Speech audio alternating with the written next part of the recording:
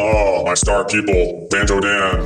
You have readily accepted my theory of life, the universe, and everything using simple whole number ratios. So tell me, my disciple, have I convinced you to change your tuning system outlook yet? Well, my lord, Pythagorean tuning, which stacks perfect fourths and fifths to determine intervals that can be used in a scale, has its merits. Who doesn't appreciate power chords built from a 5-chord, for instance, such as in bluegrass music?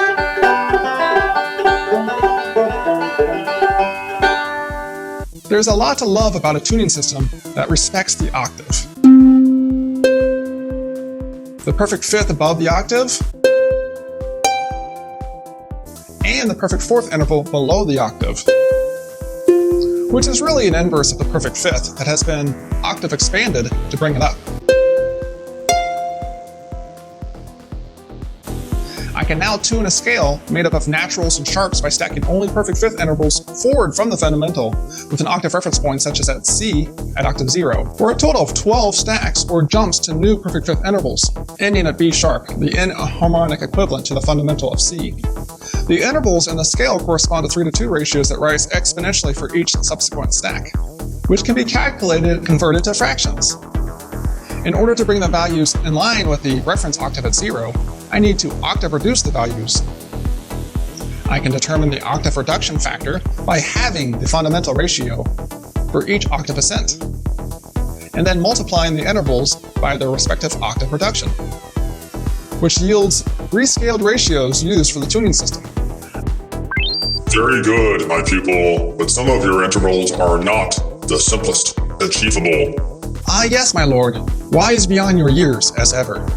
In that case, I would propose descending from a reference octave by stacking perfect fourths backwards at a 2:3 ratio from the fundamental, ending at D flat flat, the enharmonic equivalent to the fundamental of C. The intervals in the scale correspond to 2:3 ratios that rise exponentially for each subsequent stack, which can also be calculated and converted to fractions. In order to bring the values in line with octave 0, I need to octave expand the values. I can determine the octave expansion factor by doubling the fundamental ratio for each octave descent. Since I need to bring all values, including the first perfect fourth stack, up, I need to start the octave expansion process with a doubling of the first interval, and doubling that value thereafter, and then multiplying the intervals by their respective octave expansion, which yields rescaled ratios that can be used to compare against the perfect fifth intervals. Here I have all the perfect fifth stacks on the left, together with their notes and interval ratios. B sharp almost lines up to the fundamental of C, and on the right side are the perfect fourth stacks with their notes and interval ratios. D flat flat almost lines up to the octave C. 12 stacks total for both stacking methods, which corresponds to a 12-tone scale. For each scale degree, I will select the simplest ratio, which will be the interval for both enharmonics where applicable. For the fundamental and octave, I can settle with these ratios for now, but more on them to come. These 12 tones and their precise measurements can then be used to divide up the octave and establish fretting locations on an instrument. Pythagorean tuning, if you will. Well done, my pupil. You have learned much. How does my tuning system sound? To tell you the truth, sire, it just doesn't sound, well, just. What? I arranged a whole philosophy of explaining the cosmos behind these intervals. It's a little late in the game to be revising celestial alignments. Maybe just is too strong a word. What if we tweaked some of the intervals in Pythagorean tuning to more closely match harmonious sounds? Could call it tweaked intonation. Go on. Well, as you know, my lord, interval ratios sound more dissonant the more complex they become. For instance, the 1:1 unison ratio sounds like this. And the 2:1 octave ratio sounds like this. The 3:2 perfect fifth ratio. The 4:3 perfect fourth ratio. The 5:4 major third ratio. The 6:5 minor third ratio.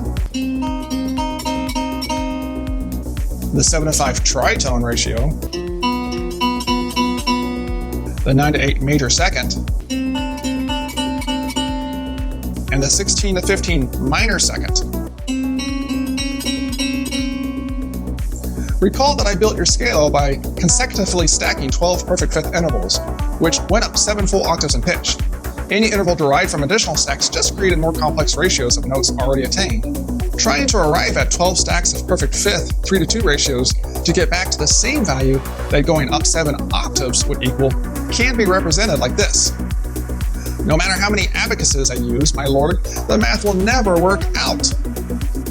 The closest I can get is this value, which equals this monstrous fraction, which may look familiar as B sharp's interval or half of D flat flats.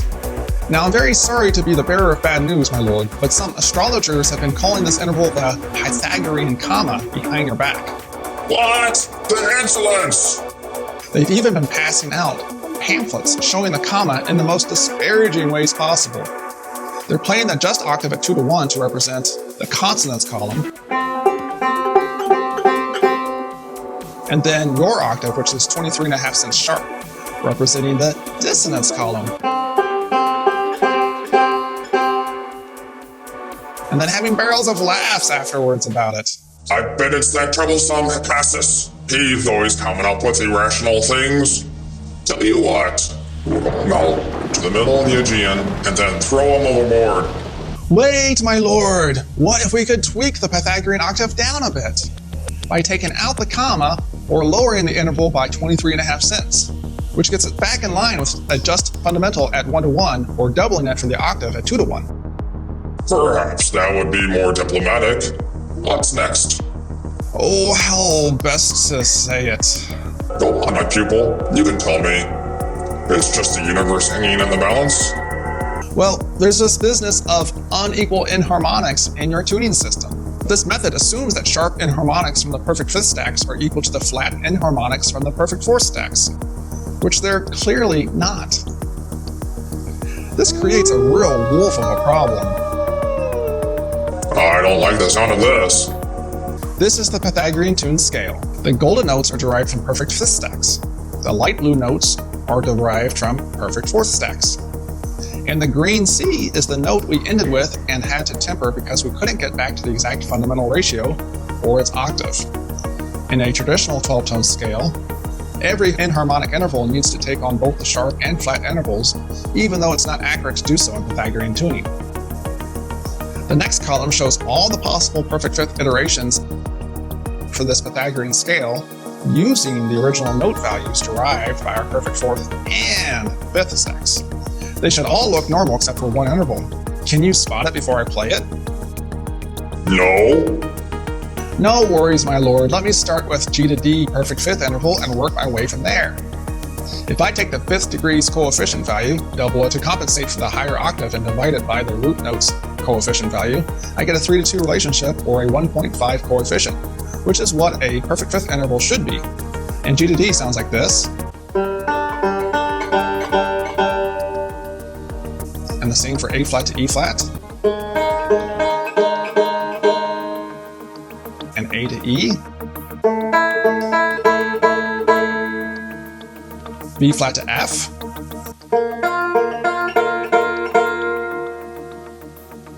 B to F sharp.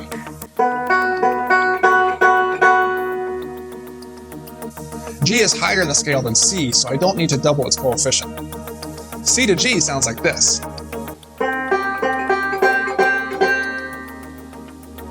Same for D flat to A flat. And D to A. E flat to B flat. E to B. C needs to be at its octave. F to C.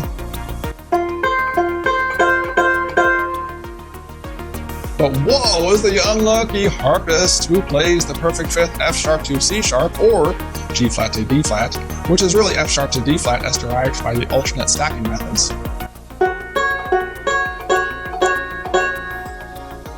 Which is called the wolf fifth because it howls with dissonance when played. Huh. Well, what do you propose instead? My discerning disciple? It appears that our greatest opportunity, sire, is not to temper certain intervals and avoid others. But what if we could tweak the tuning system to produce more accurate intervals with other whole numbers? Would the Earth, still be at the center of the universe with this new model? Almost for certain, my lord. Well, I guess there's no harm in exploring other whole number ratios. Come to think of it, I was strolling down Ionia Avenue the other day when I came across blacksmiths hammering down an iron sword at a forge. This is what I heard.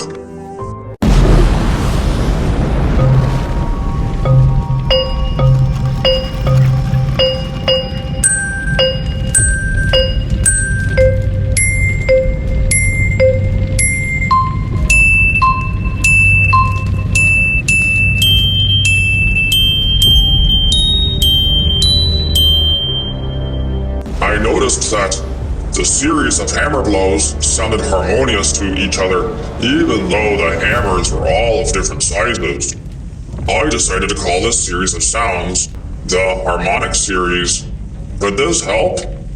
You are so wise and observant, my lord. Perhaps we could acquire a few more sources for comparison.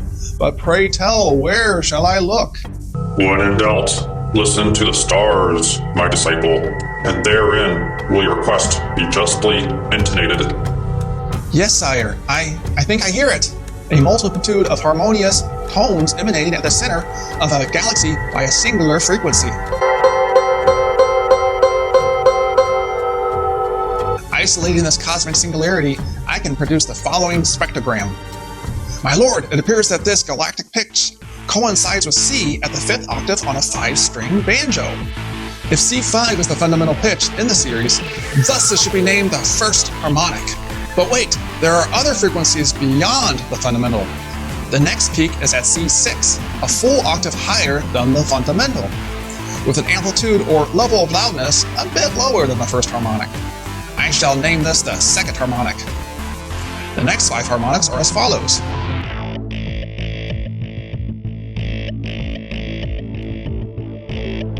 Well, sire, it appears that the intervals produced at the smithy are the same intervals that this cosmic banjo produced. But wait, my lord, do you hear that? Another sound is coming through that is out of this world.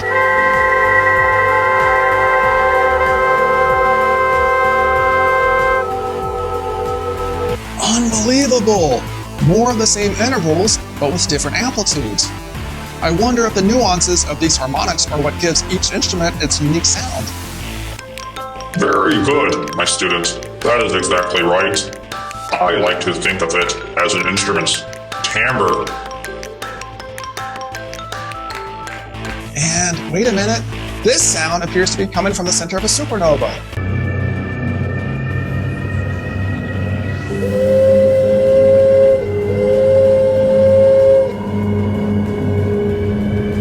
My lord, this one was so close to the same intervals as the others. It diverged with a tritone and minor second. This is solid proof that 3 completely different instruments, a stringed instrument, a wind instrument, and a blowing air into my hands instrument, all produce a harmonic series. Harmonic intervals all follow a certain order too.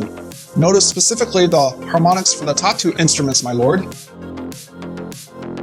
Through elimination of duplicate octaves and octave reduction techniques, harmonics 1, 3, and 5 make up the C major triad, and the 7th harmonic makes up the C dominant 7 chord, clearly supporting the structure of the diatonic scale, my lord. The what? Oops, after your time. So, my lord, do you think I could build another Just Intonation Tuning scale by determining the octave reduction and expansion ratios of these harmonics and then compare them to yours? I don't see why not. Excellent, sire. How many should we analyze specifically? How about the first 27 harmonics? I always liked that number, 27. Very good, sire.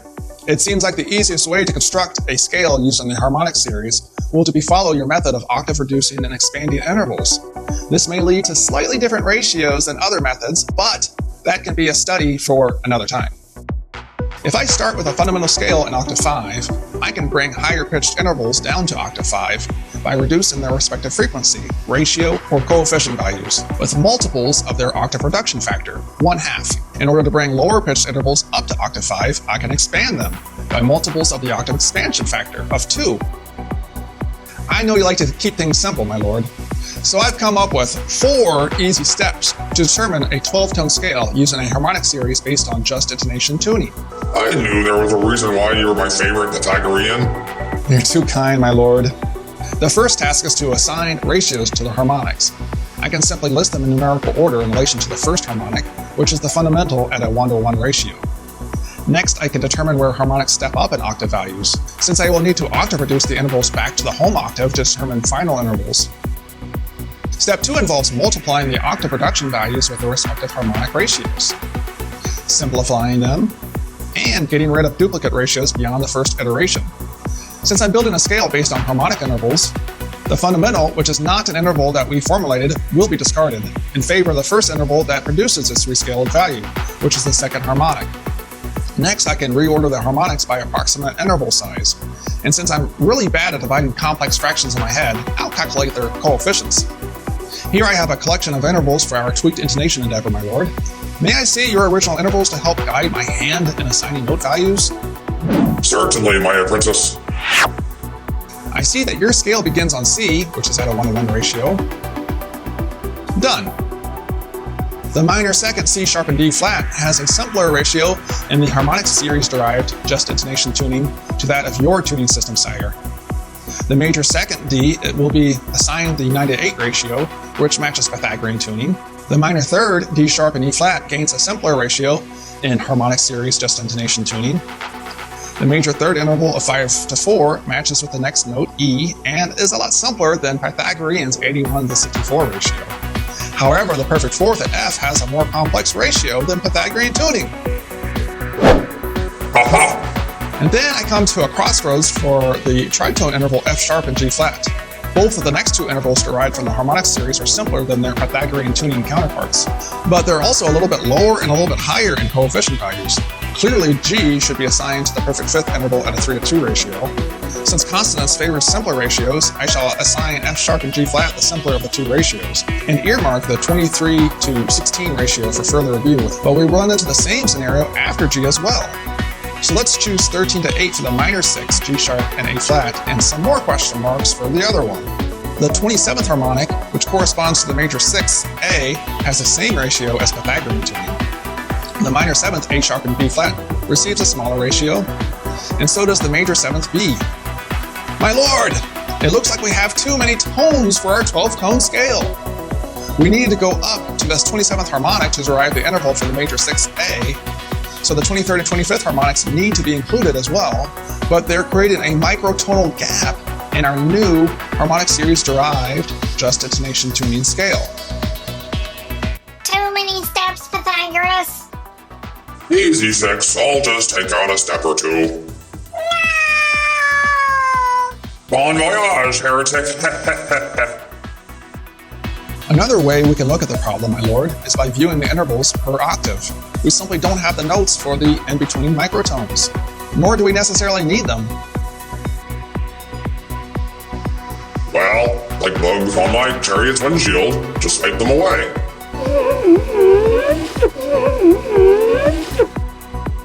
Well, my lord, remember how you went down in perfect fourth intervals to determine additional consonant tones? Uh-huh. Perhaps descending the harmonic series could determine similar tones as well. Perhaps it would shed some light onto this microtonal problem. Descending the harmonic series from the fundamental will be almost the same process, my lord. The final interval will be at the 27th harmonic, going in this direction too, but it won't be the same note value. In step 4, I will choose the simplest ratios among the available pool of ratios, and then moving note values accordingly. Ascending the harmonic scale required going up from the fundamental. Now we're going down. The fundamental value of 1 is now in the antecedent position in each harmonic ratio, and each ordinal harmonic is in the consequent spot. Also note that the harmonics need to undergo octave expansion to determine home octave values. Step 2 involves multiplying the octave expansion values with their respective harmonic ratios, simplifying them, removing duplicates. I can reorder the descending harmonic intervals, calculate coefficients, and begin comparing the ascending harmonic intervals in relation to them. Don't forget my intervals. Of course not, my lord. Descending the harmonic series to the 27th harmonic results in 2 additional microtones. Figuring out the best 12-tone scale with the simplest ratios won't require them, so they can be expunged. Next, I can choose the simplest ratios and move the note values accordingly. Here's another way I can compare the intervals. The purple intervals descend the harmonic series and are octave expanded to bring them in line with the reference octave. And the orange intervals ascend the harmonic series and are octave reduced to bring them in line. If the only objective is to find the simplest ratios possible, then the interval selection looks like this. Or like this as a bar graph. Sire, I think now's a good time to review my efforts. As you wish, my disciple. 8 intervals in your Pythagorean Tuned scale have been improved using octave reduction and expansion of the Harmonic Series Just Intonation Tuning scale. So far, so good. Unfortunately, not much else has been improved. As you know, my lord, my goal began with a desire to improve upon a tempered octave and eliminate the wolf fifth in Pythagorean tuning. Going the Harmonic Series route improved intervals in relation to the fundamental and ensured the octave doesn't need to be tempered. This is better in theory, but the entire scale suffers in other ways. First, microtones exist between certain intervals, stretching them out with unheard of dissonance. And although the intervals in relation to the fundamental are more accurate in the Harmonic Series scale, such as the major second at 8 to 7, major third at 5 to 4, and major sixth at 8 to 5, intervals in relation to other intervals don't consistently match up with each other. It's difficult to improve upon perfection, my disciple. For instance, in Pythagorean tuning, only one perfect fifth interval, the wolf fifth, doesn't perfectly line up with a 3:2 ratio or 1.50 coefficient, representing an interval that's 23 cents flat when played, which is a noticeable difference to most ears. With the Harmonic Series, 8 of the 12 perfect fifth intervals don't line up, some extravagantly so. Similar discontinuity arises with other forms of Just Intonation tuning methods as well. Yes, but other intervals line up with each other at least, like major thirds, right? Right? Well, 4 of the major third intervals in the Harmonic Series are spot on, but so are 4 of the Pythagorean major third intervals. The other intervals are consistently sharp by 22 cents, whereas the other major thirds in the harmonic scale are way out of whack. At this point, I must beg the question, my lord, which Just Intonation tuning system is more correct?